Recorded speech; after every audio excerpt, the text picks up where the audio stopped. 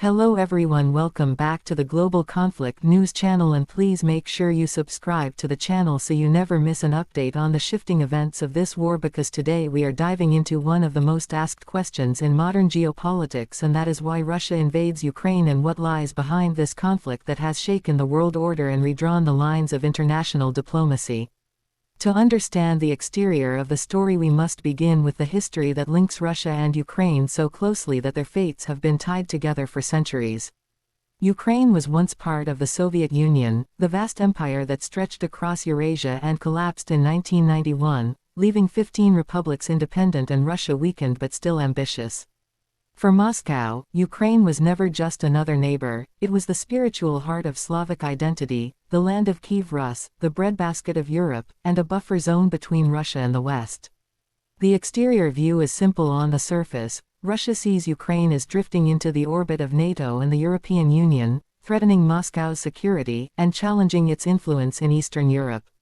But beneath that exterior lies a complex interior story filled with history, culture, strategy, economics, ideology, and power plays.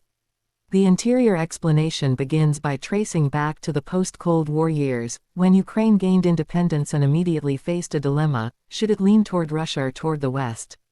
For years, Ukraine tried to balance both paths, keeping economic ties with Moscow while seeking investment and political support from Europe. But the deeper reality is that Ukraine has always been divided internally. The eastern regions are more Russian-speaking, industrial, and historically loyal to Moscow, while the western regions are more Ukrainian-speaking, agricultural, and aligned with Europe. This divide became the battlefield of politics, where presidents came and went depending on whether they leaned pro-Russian or pro-European. Russia understood this weakness and used it to maintain influence over Kyiv, applying pressure through gas supplies, trade restrictions, and political manipulation. Ukraine meanwhile struggled with corruption, economic instability, and the lack of strong institutions, making it vulnerable to outside interference. The 2004 Orange Revolution was a turning point in Ukraine's interior narrative. Ukrainians took to the streets to protest a fraudulent election, demanding democracy and transparency. This was a clear signal to Moscow that Ukraine was moving toward Western-style governance and away from the Russian sphere. Russia saw this as a threat not only to its influence in Ukraine but to its own system of power, because if democracy succeeded in Kyiv, it could inspire Russians to challenge their own leadership. That interior fear of contagion shaped much of Moscow's thinking in the years to come. But Ukraine's progress was not linear. Corruption persisted, oligarchs retained power, and the tug-of-war between Russia and the West continued. By 2010, Viktor Yanukovych, a pro-Russian figure, was elected president, giving Moscow hope that Ukraine would remain under its wing. Yet even then, Ukraine's people continued to demand closer ties with Europe, seeing in the European Union a chance for a better future, stronger economy, and freedom from Russia's shadow. The decisive moment came in 2013, when Yanukovych suddenly abandoned a long-negotiated deal with the European Union under pressure from Moscow and instead turned toward Russia. This sparked massive protests in Kyiv's Maidan Square, known as the Euromaidan movement, where thousands demanded not only European integration but also the end of corruption and authoritarianism. The protests grew, clashes erupted, and eventually Yanukovych fled the country in 2014. This was the breaking point for Moscow. Russia's leadership believed the West had orchestrated a coup in Ukraine, stealing their closest ally and placing a pro-Western government at Russia's doorstep.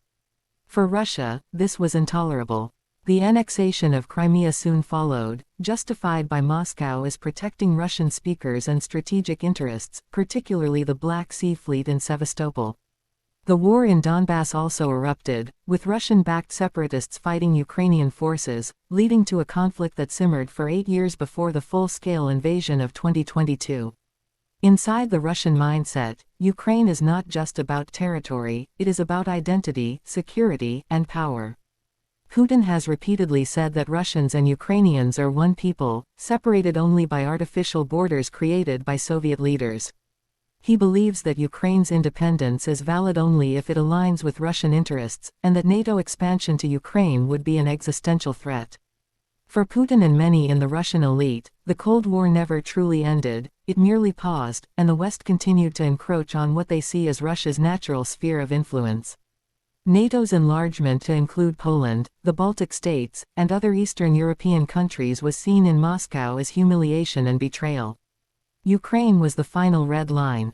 From the interior perspective, the invasion is Moscow's way of redrawing those lines by force, showing the world that Russia will not allow NATO to surround it, and reasserting itself as a great power.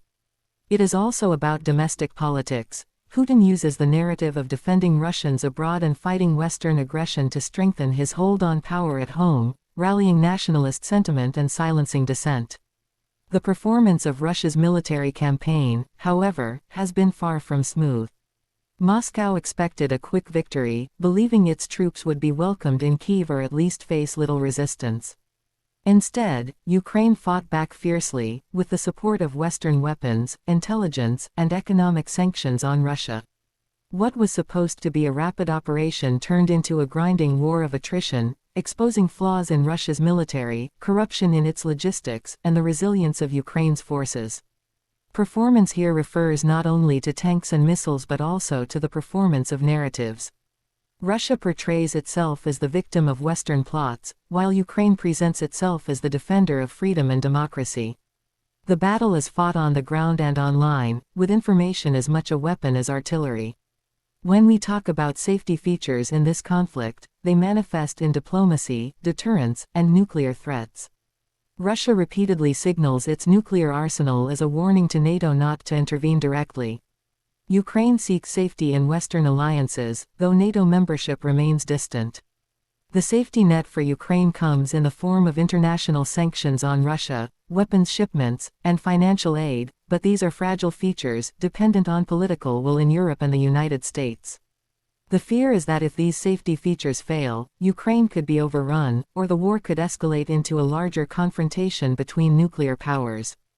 The unique selling points of Russia's invasion, if one can use that term, are tied to the messages Moscow sells to its own people and to parts of the world outside the West.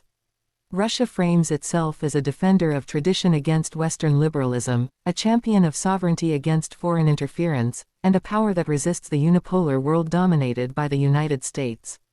These selling points resonate with some countries in Asia, Africa, and Latin America, who see their own grievances with the West reflected in Russia's defiance.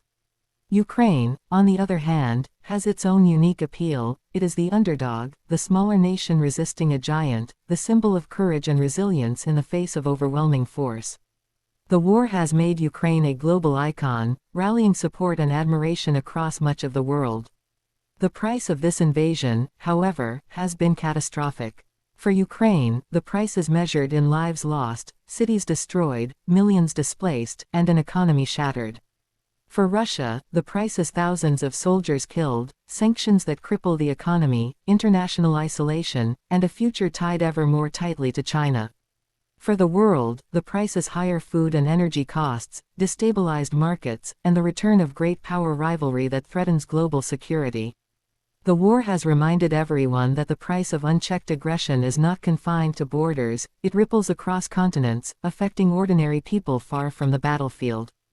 In conclusion, why Russia invades Ukraine cannot be answered by a single reason but by a web of history, identity, geopolitics, security fears, and power ambitions. The exterior shows us the visible clash between East and West, but the interior reveals centuries of shared history and unresolved tensions. The performance has exposed strengths and weaknesses on both sides, the safety features are fragile and dangerous, the unique selling points are narratives spun for global audiences, and the price is one that all humanity pays. The war is not only about territory but about the shape of the world order in the 21st century. Ukraine stands as a front line of freedom, while Russia insists it is defending its own existence. The struggle will define not just their future but ours as well.